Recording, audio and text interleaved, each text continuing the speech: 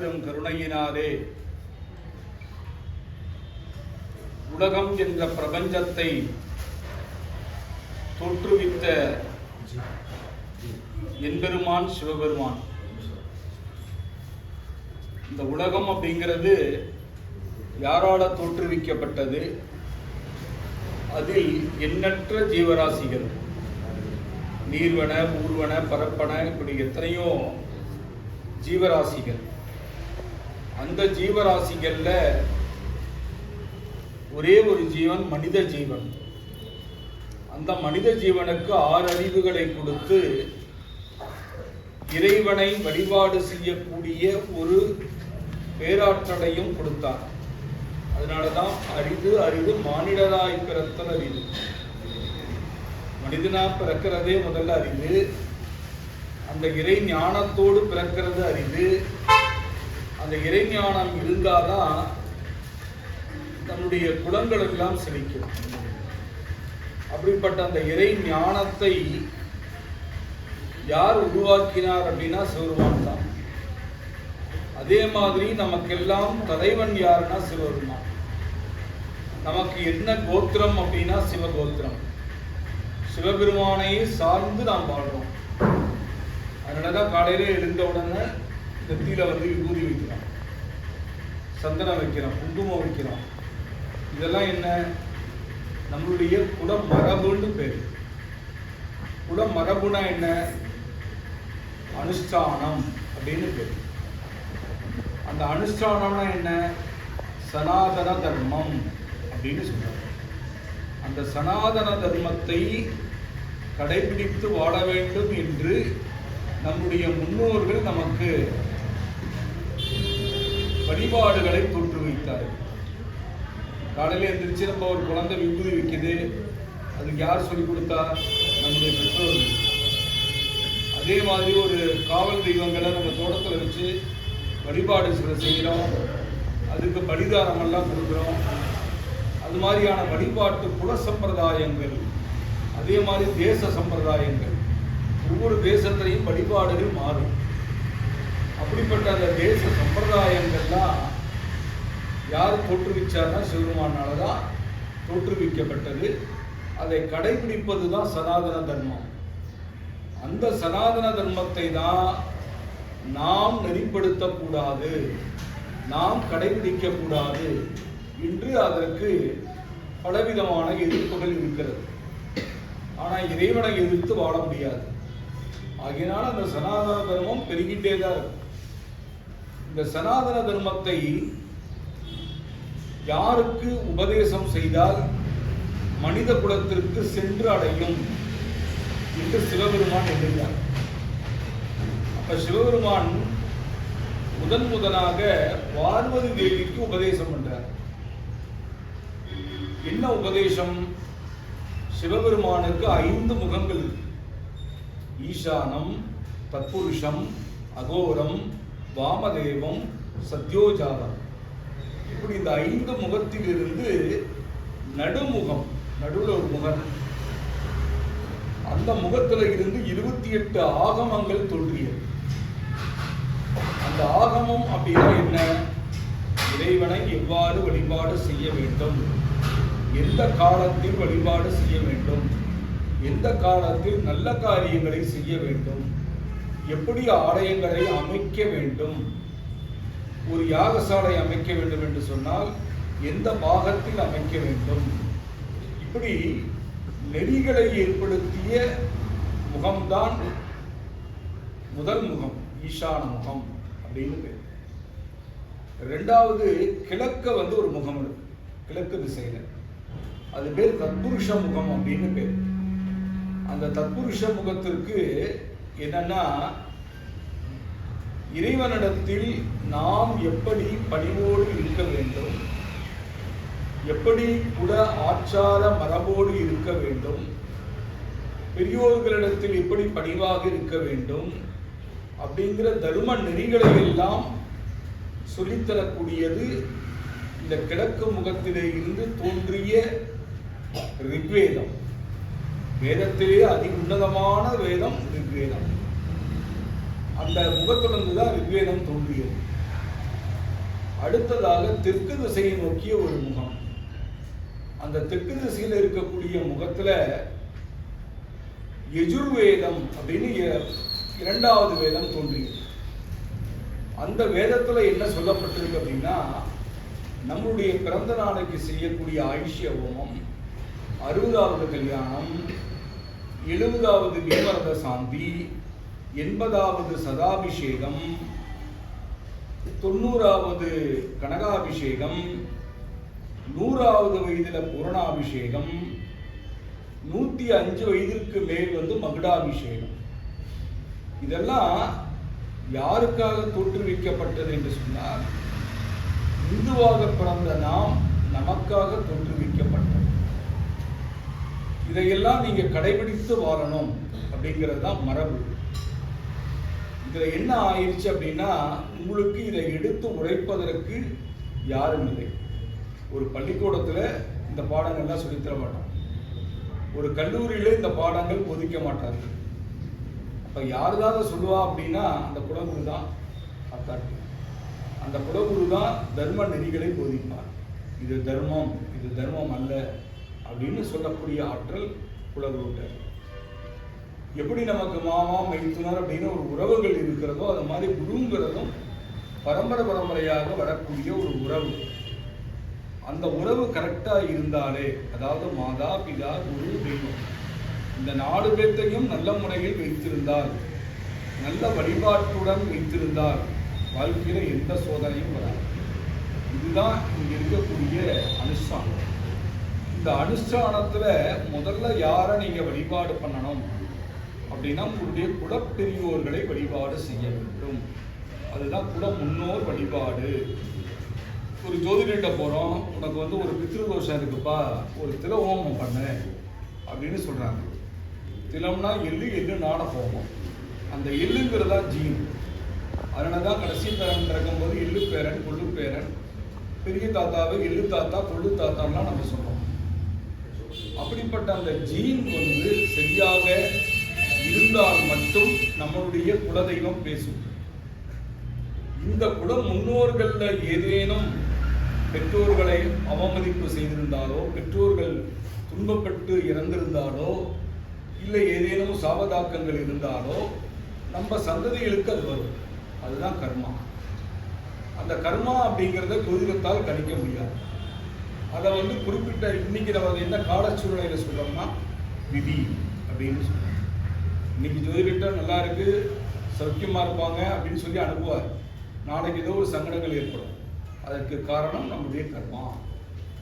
இவைகளை எல்லாம் நீக்கக்கூடிய தன்மை, இவைகளையெல்லாம் நீக்கி சௌபாக்கியங்களுடன் வாழக்கூடிய தன்மை, இதையெல்லாம் தரக்கூடியது இந்த 2வது வேதம் யஜுர்வேதம்.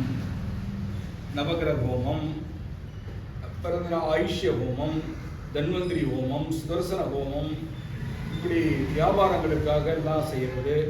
தன்வந்திரி ஹோமம்னா உடல் நோய்களை தீர்க்கக்கூடியது. மகாலட்சுமி ஹோமம் செல்வகடாட்சம் வர்றது. சுதர்சன ஹோமம் சத்துருக்களை வெல்றது. இப்படி பல மரபுகளை, அனுஷ்டானங்களை வேதங்கள் சொல்லுகிறது.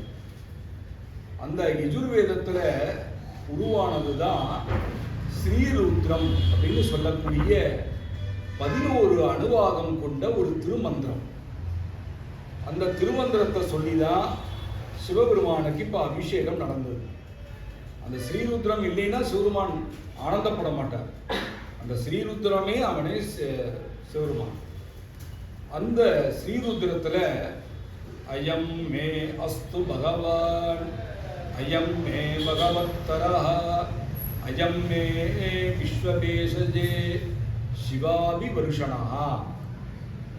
அதாவது நம்ம 1000 திருக்கோயில்களுக்கு சென்றாலும், வழிபட்டு விபூதி பிரசாதங்களை வாங்கினாலும், அந்த குலகுருவாக இருக்கக்கூடிய சிவாச்சாரியனுடைய கையில விபூதி வாங்கிறது சித்திக்கும் அப்படின்னு அந்த சிவாச்சாரியனுக்குண்ட ஒரு குலகுருக்குண்டான தாற்பயத்தை வேதமே எடுத்து சொல்லுகிறது. வேதமே அந்த அங்கீகாரம் தருகிறது அவர்கள். அதனாலதான் தெளிவு குருவின் திருமேனி காணல். குருவை பார்த்தா குரு நிற்கிறத விட பார்க்கும் இடத்துக்கு பவர் அதிகம். குரு பார்த்தாலே கூடி நன்மை அப்படின்னு அர்த்தம். அப்படிப்பட்ட உன்னதமான யஜுர்வேதத்தில் இருந்து சொல்லக்கூடிய ஸ்ரீருத்ரம் என்று சொல்லக்கூடிய 2வது வேதத்தை எடுத்துரைத்தார்கள். அதன் மூலம் அபிஷேகம் எடுத்தார். 3வதாக சாமவேதம் அப்படின்னு நம்மெல்லாம் பள்ளிக்கூடத்தில் படிச்சிருப்போம். ரிக்வேதம், யஜுர்வேதம், சாமம். அந்த சாமவேதம் அப்படிங்கிறது என்னன்னா கடைகள். ஒரு சிற்பி வந்து சிலையை வடிக்கிறான், ஒரு ஆலயம் வடிக்கிறான், ஒரு மர ஆசாரி மரத்தில் நடுவுகால் செய்கிறான். இதெல்லாம் கலைகள். அந்த அறிவு கூர்மையை யார் கொடுக்குறான்னா சாமவேதம். அதே மாதிரி சங்கீத ஞானங்கள், பரதநாட்டியங்கள், கலைகள், ஆடல், பாடல், இதெல்லாம் அதில் எத்தனை கலைகள் வருது? 64 கலைகள் வருது. அந்த 64 கலைகளும் இந்த 3வது வேதமான சாமவேதத்திலிருந்து தோன்றியது. சரிகம பதனி சம்பத்சர என்று அந்த வேதமானது கூறுது. அப்படிப்பட்ட அந்த வேதத்தை காதால் கேட்பது மந்திரம்னு பொருள். அந்த மந்திரத்தை காதால நம்ம கேட்கும் பொழுது என்ன நடக்கும் அப்படின்னா, காதால் கேட்பவனுக்கும் வாயால் சொல்லுபவனுக்கும் சகல தோஷங்களும் நிவர்த்தியாகும். அதுக்கு பெயர் தான் மந்திரம் அப்படின்னு பேர். அடுத்ததாக அதர்வண வேதம், மேற்கு திசையை நோக்கிய முகம். அந்த முகத்தினுடைய பெயர் வந்து சத்யோஜாதம் அப்படின்னு பெயர். அந்த சத்யோஜாத முகம் என்ன செய்கிறது அப்படின்னா, நம்ம மனசுல வந்து ஏதாவது ஒரு தாக்கம், அதாவது ஒருத்தரால் வஞ்சிக்கப்பட்டாலோ, ஒருத்தர் நம்மை ஏமாற்றினாலோ, அல்லது வாழ்க்கையில் தோல்விகளை சந்தித்தாலோ, இதெல்லாம் வந்து மனசுக்குள்ளார வந்து தீமை அப்படிங்கிற ஒரு எண்ணம் வந்து உள்ளார வந்துடும். அந்த தீமையினால நம்ம என்ன செய்யறோம்? எதிரியை பழிவாங்க வேண்டும் என்ற எண்ணம் உள்ள வந்துடுது ஆட்டோமேட்டிக்கா. அந்த எதிரியை வந்து பழிவாங்கிறது அப்படிங்கிறது, அதுக்கும் இறைவன் வந்து ஒரு மந்திரத்தை கொடுத்துட்டான். அதுதான் அதர்வண வேதம். அந்த அதர்வண வேதத்துல ஒருவனுக்கு செய்வன வைக்கிறது, சூழ்ச்சிகளை பண்றது, இதுக்குண்டான மந்திரங்கள், அதை எடுக்கக்கூடிய மந்திரங்கள், இதெல்லாம் இந்த அதர்வண வேதத்தில் இருக்கு. இப்படி 4 வேதங்களால் சூழப்பட்டதும் 28 ஆகமங்களால் உருவாக்கப்பட்டதும் தான் ஒரு சிவபெருமான். இந்த சிவபெருமான் தான் கற்ற கலைகளை யாருக்கு போதிக்கிறார் என்று சொன்னால், முதலாக பார்வதி தேவிக்கு போதிக்கிறார். என்னை யாரொருவன் வணங்குகிறானோ, வழிபாடு செய்கிறானோ, அவனுடைய பாவம் அன்றோடு விலகும்னு சொன்னார்.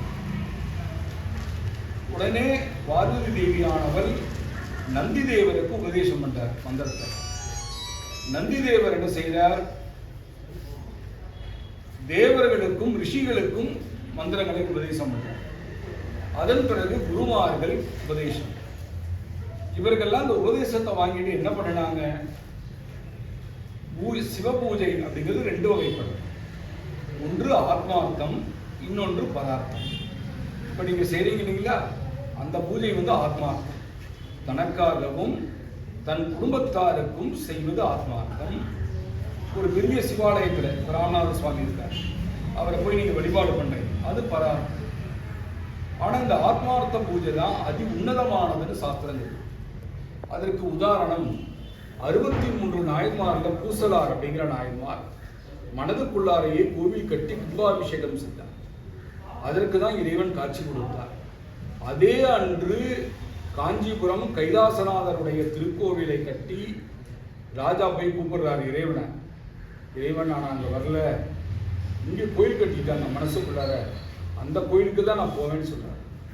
அப்படிப்பட்ட உன்னதமான ஒரு பூஜையை நீங்க வந்து இன்னைக்கு செய்துட்டு இருக்கீங்க.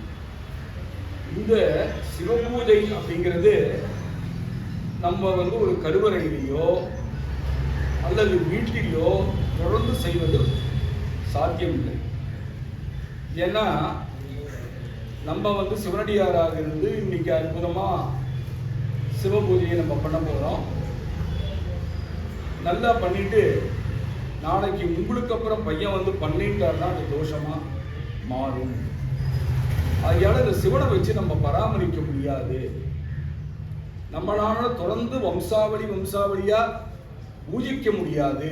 அப்படிங்கிறதுனால தான் உங்களுக்கென்று ஒரு குலகுருவை ஏற்படுத்தினார்கள்.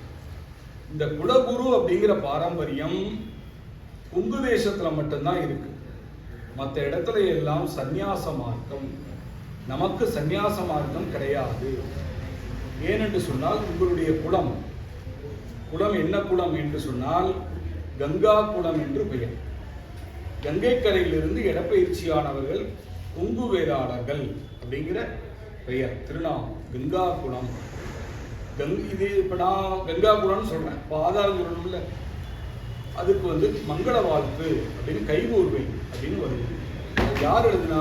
கம்பர் எழுதினார். கம்பரே வந்து உங்களுக்கு சான்று கொடுத்துட்டார். கங்கா குலம் விளங்க கம்பர் சொன்ன வாழ்த்துறையே அப்படின்னு வந்துருச்சு.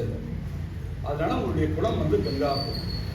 அடுத்தது உங்களுடைய வம்சம் என்ன வம்சம்? காராட வம்சம் அப்படின்னு பேர். அந்த காராட வம்சத்துக்கு அடுத்தது என்ன வந்தது? காணியாளர்கள். அந்த காணியாளர்கள்னு வரும்பொழுதுதான் நம்ம நிறைய நிலங்களை, பலாயிரக்கணக்கான நிலங்களை, 100 ஏக்கரா 200 ஏக்கரா இந்த மாதிரி நிலங்களை அருளாட்சி செஞ்சுட்டு வந்தோம். அதாவது ஆளுடைமை, அந்த விவசாயம் பண்ணிட்டு வந்தோம். அந்த பவர் வந்து ஒரு இறைவன் என்ன கொடுத்தான்னா, காலில் வந்து நமக்கு அந்த சக்தியை கொடுத்தானா. கொங்கு வேளாளர் பூமியில போய் கால் வச்சா இந்த நிலம் விளையும் விளையாதுன்னு சொல்லிடுவாங்க. அப்படிப்பட்ட ஒரு சக்தி நமக்கு இருக்கு.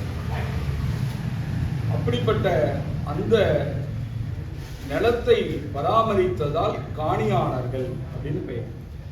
அந்த காணியாளர்கள்னு வரும் பொழுதுதான் உங்களுக்கென்று ஒரு காணி தெய்வம் உருவாக்கப்பட்டது கொங்கு வேளாளர் அனைவருக்கும். அது பிறகு மறுவு சொல்லாக குலதெய்வம் என்று மாற்றப்பட்டது. அந்த காணி தெய்வம் தான் காளி என்று சொல்லக்கூடியவர். அதுக்கு வந்து பெயர் மட்டும் மாற்றங்கள் கொங்கு வேளாளர் சமுதாயத்தில் மாறும். செல்லாண்டியம்மன், அழகுநாச்சியம்மன், சீதேவியம்மன், பொங்காரியம்மன், காளியம்மன், இப்படி எண்ணற்ற சுரூபங்கள்.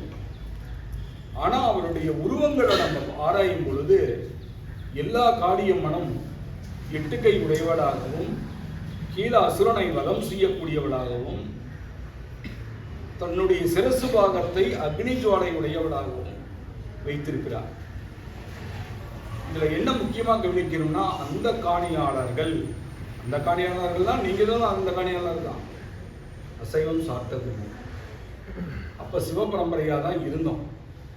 அதுக்கப்புறம் தான் நம்ம கருப்பனார், முனீஸ்வரன் இந்த மாதிரி ஒரு தெய்வத்தை உருவாக்கி அதை பிரபலமாக்கி அதன் மூலியமாக இன்னைக்கு அசைவங்கள் நம்ம எடுத்துக்க வேண்டிய சூழ்நிலைகள் இருக்கிறது. இந்த அசைவத்தில் தான் பலம் இருக்குன்னு நிறைய பேர் நினைக்கிறோம். அதுக்கு ஒரு சின்ன உதாரணம் என்னன்னா, சிங்கம் வந்து அசைவம் தான் சாப்பிடும். ஏதாவது ஒரு மிருகத்தை அடித்து சாப்பிடும். சாப்பிட்டுட்டு என்ன செய்யும்னா தூங்கிடும். அது எப்போ எந்திரிக்குதோ அப்போதான். அப்போ அசைவத்துக்கு அவ்வளோதான் பவர். ஆனால் அதே யானை எடுத்துக்கிறது பச்சைலை, மூலிகை, வேறு, தலை இவங்களை தான் சாப்பிடுது. அதனால தான் நம்ம வைத்தியர்கள் என்ன சொல்லுவாங்க, டெய்லியும் ஒரு கீரையாவது சாப்பிடுங்கன்னு சொல்லுவாங்க. அப்போ அந்த கீரை, அந்த பச்சிலை, அந்த மூலிகை இதில் தான் சத்து இருக்கு. யானைக்கு எவ்வளோ பலம் இருக்குன்னு தெரியும். எவ்வளோ பெரிய மரத்தை வேணாலும் தூக்க முடியும், எவ்வளோ பெரிய வண்டியை வேணாலும் இழுக்க முடியும். அப்படிப்பட்ட அந்த பலம் எங்கே இருக்குன்னா அந்த சைவத்தில் தான் இருக்கு. அதை நம்ம வந்து சின்ன குழந்தைகளுக்கு வந்து கொஞ்சம் மாற்றங்களை கொடுக்க வேண்டும். இதெல்லாம் சனாதன தர்மம்.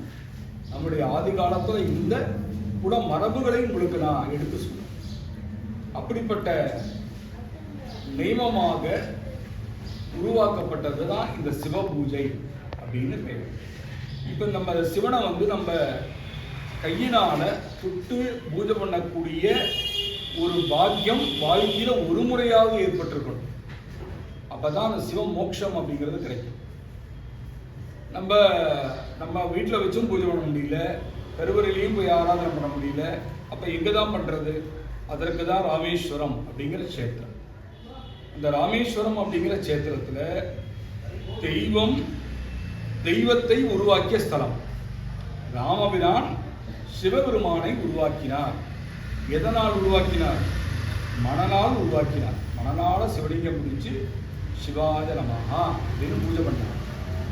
அவர் பட்ட பூமி தான் இந்த இப்போ நாம் செய்யக்கூடிய சிவபூஜை அப்படிங்கிற மணனால் செய்யப்பட்ட லிங்கம்.